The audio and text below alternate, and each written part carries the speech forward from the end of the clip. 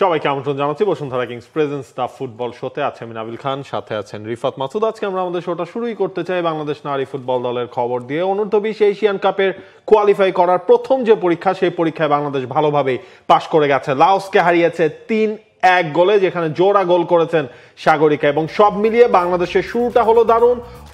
Original Asia cup যেটা senior লেভেলে, সেটাতেও বাংলাদেশ অলরেডি কোয়ালিফাই করেছে। জুনিয়র এশিয়ান কাপের লড়াইটা বাংলাদেশ শুরু করলো বেশ ভালোভাবেই। ওজি এশিয়ান কাপ, তাই তো। ওজি এশিয়ান কাপে বাংলাদেশকে যখন যেতে হয়েছে, তার আগে বাংলাদেশকে এই ধাপগুলো পেরোতে হয়েছে। বাংলাদেশ এই বয়সভিত্তিক টুর্নামেন্টগুলোতে কোয়ালিফাই করেছে, কখনো কখনো তারা আন্ডার-16 যেমন অস্ট্রেলিয়ার সঙ্গে তারা ভালোও খেলেছিল। তো সেই ধারাবাহিকতা বাংলাদেশ পরে গিয়ে ন্যাশনাল টিমে ডেকে আনতে পেরেছিল।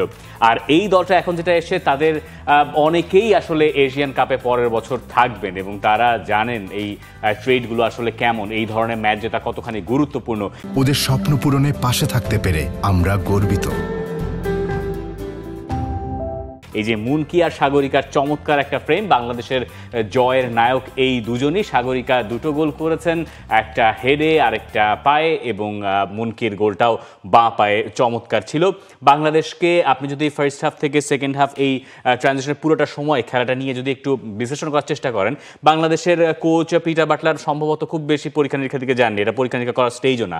সাফের যে খেলাটা, আমার কাছে মনে হচ্ছে সেই খেলাটাই তিনি রেপ্লিকেট করতে চাইছেন। যদিও সাফের দলগুলো বাংলাদেশকে ওই অর্থে মিডফিল্ডে অ্যাটলিস্ট চ্যালেঞ্জ জানাতে পারে নাই, কিন্তু এই জায়গায় স্বপ্নাদেরকে আরেকটু চ্যালেঞ্জের মুখোমুখি হতে হয়েছে, আরেকটু প্রেশারে পড়তে হয়েছে। সেই প্রেশারগুলো বেশিরভাগ সময় তারা খুব ভালো মতো ডিলও করেছেন। সত্যি কথা বলতে আসলে লাওস বাংলাদেশের পরীক্ষা সেই অর্থে নিতে পারে নাই। বরং প্রশ্ন ছিল যে বাংলাদেশ কখন এই ম্যাচে এগিয়ে যাবে। একবার যখন তারা এগিয়ে গেল, তখন বাংলাদেশ বোধহয় একটা বড় ধরনের স্বস্তির নিঃশ্বাস ফেললো যে না, আমরা সঠিক পথেই আছি। পিটার বাটলার তিনি যা বলছেন এই ম্যাচ শেষে, সেটা যদি শুনে নিই, আমরা এরপরে আবারও কথা বলি। সেটা প্রথমে শুনে নেওয়া যাক। I thought we defended well, a bit risky at times, but it's the way we play. And some people will like it, and some people won't like it. That's just life. But they'll get used to it. You know, the more success these girls have moving down the track within their respective careers, I really honestly believe that this is a great learning period for them. But no, I was pleased with the way we played. I thought we played some really good football. We looked to shoot at the back. We give a sloppy goal away, which I was disappointed with. But they never really, I don't think they really troubled us, if I'm being honest. এই জায়গায় দেখেন, একটা লাইনই ছিল হচ্ছে কে পছন্দ করলো কে পছন্দ করলো না, তাতে হচ্ছে তিনি খুব বেশি আসলে মাথা ঘামাচ্ছেন না। বাংলাদেশের এই যে স্টাইল অফ প্লেটা বাংলাদেশ এখন ক্রিয়েট করেছে, বাংলাদেশ প্রচুর সুযোগ তৈরি করছে। প্রথম গোলটা পেতে একটু সময় লাগছে, এরপর গতকালকের ম্যাচে দেখলাম আমরা বাংলাদেশ একটা গোল কনসিড করলো, খানিকটা হচ্ছে এলোমেলো হয়ে গিয়েছিল বাংলাদেশের ডিফেন্সিভ লাইনটা। এরপরও তো এগুলো হচ্ছে লার্নিং। যখন আপনি অনূর্ধ্ব-20 এশিয়ান কাপের মূল স্টেজে খেলেন, আর হচ্ছে কি আপনি এশিয়ান কাপ যেটা 2026 অস্ট্রেলিয়ায় হবে সেটাও খেলেন, এর আগে তো এই ধরনের পরীক্ষাগুলো বাংলাদেশের দরকার ছিল।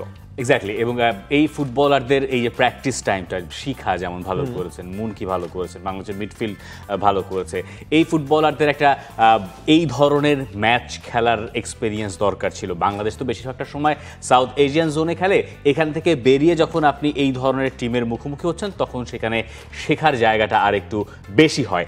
বাংলাদেশ যে দু একটা জায়গায় ভালনারেবল ছিল, বাংলাদেশের এই জায়গাগুলো আসলে ঠিক করতে হবে ডিফেন্সিভলি বলছি। যদিও কোচ দাবি করছেন যে বাংলাদেশ দল ওরকম রিস্ক নিয়েই ফুটবলটা খেলে, কিন্তু আপনি যখন আপনার সামনে সাউথ কোরিয়া থাকবে শেষ ম্যাচটাতে, তখন আপনি ওই স্ট্র্যাটেজিটা আরেকটু বোধহয় আঁটসাঁট করে আনতে চাইবেন, যাতে আপনার ডোরটা আপনি যথাসম্ভব শাটডাউন করে রাখতে পারেন। এবং এই জায়গাটায় দেখেন, পিটার বাটলার যখন এই দলটার দায়িত্ব নিল, এরপর যতগুলো ম্যাচ তিনি খেলিয়েছেন, প্রায় 10টার উপরে ম্যাচ কিন্তু বাংলাদেশ জিতেছে। সব মিলে আপনি ওমেন্স ফুটবলের এইচ লেভেল সহ ন্যাশনাল টিম, আন্ডার-20 সব মিলিয়ে ধরলে আপনি 12টা ম্যাচ বাংলাদেশ এখন পর্যন্ত আনবিটেন রয়েছে।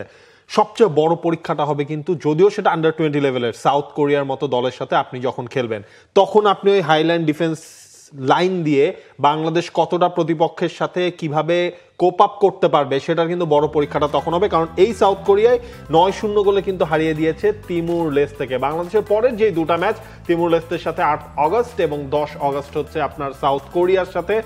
সব মিলিয়ে এই গ্রুপ থেকে বাংলাদেশ সাউথ কোরিয়ার এগেনস্টে ম্যাচটায় গ্রুপ চ্যাম্পিয়ন হওয়ার ইকুয়েশন থাকবে, তবে তার আগে তিমুর লেস্তের যদি সাথে আপনি জিততে পারেন। এক্স্যাক্টলি জিততে হবে, সেইখানে একটা সুপেরিয়র গোল ডিফারেন্স বাংলাদেশের ক্রিয়েট করতে হবে।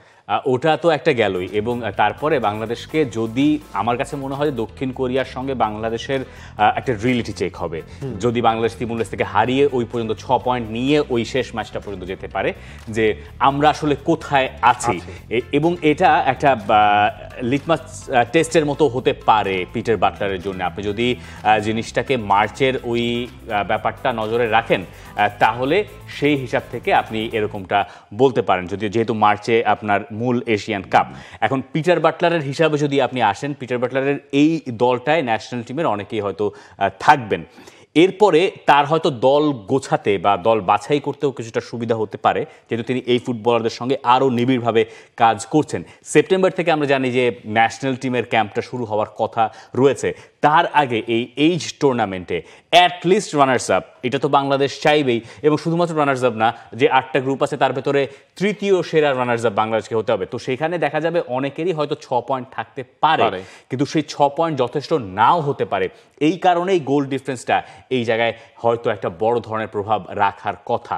বাংলাদেশ অল আউট এফোর্টটা তাহলে বাংলাদেশে দিতে হবে তিমুর লেস্তের বিপক্ষে সেই ম্যাচটাতে, এটা মোটামুটি ক্লিয়ার হয়ে গেছে। এবং এরপর দেখার বিষয় সাউথ কোরিয়ার সাথে ম্যাচটা, বাংলাদেশ কিভাবে সাউথ কোরিয়ার এগেনস্টে তারা খেলে, কোন স্টাইল অফ প্লে বাংলাদেশ হচ্ছে গিয়ে ইউজ করে ওই ম্যাচটাতে, এর উপরে নির্ভর করছে আন্ডার-20 এশিয়ান কাপে বাংলাদেশ কত দূর যাবে ভাগ্যটা। আবার যদি আপনি সেকেন্ড হাফে, এই ম্যাচের সেকেন্ড হাফের দিকে আসেন, বাংলাদেশ যখন একটা গোল হজম করে, যেটাকে পিটার বাটলার বলছে যে sloppy goal, which is true, আপনি বাংলাদেশের পার্সপেক্টিভ থেকে চিন্তা করলে, ওই গোলটা হজম করার পরে হওয়ার কথা আসলে কি ছিল, যে বাংলাদেশ চাপে পড়ে গেছে বা চাপে পড়ে যাবে, তখন ম্যাচের বাকি আর মিনিট 4 বা এরকম কিছু একটা সময় বাকি আছে, স্কোরলাইন 2-1, এবং আপনি পা হড়কানোর খুব কাছাকাছি একটা শঙ্কাজনক পরিস্থিতি তৈরি হয়ে গেল। বাংলাদেশের যে ম্যাচে পুরোটা সময় কন্ট্রোল ছিল, সেই ম্যাচে আপনি প্রতিপক্ষকে ফিরে আসার সুযোগ দিয়ে দিয়েছেন। ওই রকম জায়গা থেকে বাংলাদেশ যেটা করে, যে বাংলাদেশ থার্ড গোলটা আদায় করে নিল। এই জায়গাতে আমার কাছে মনে হয় বাংলাদেশ মেন্স টিম আর উইমেন্স টিমের একটা বড় ধরনের তফাৎ আপনি বরাবরই চোখে পড়বে। যে সময় আপনার কাছে মনে হবে যে ন্যাশনাল টিম খুব, আমাদের মেন্স ন্যাশনাল টিম যে খুব স্বস্তিতে আছে, সেই সময় দেখবেন যে তারা একটা গোল হজম করে বসছে।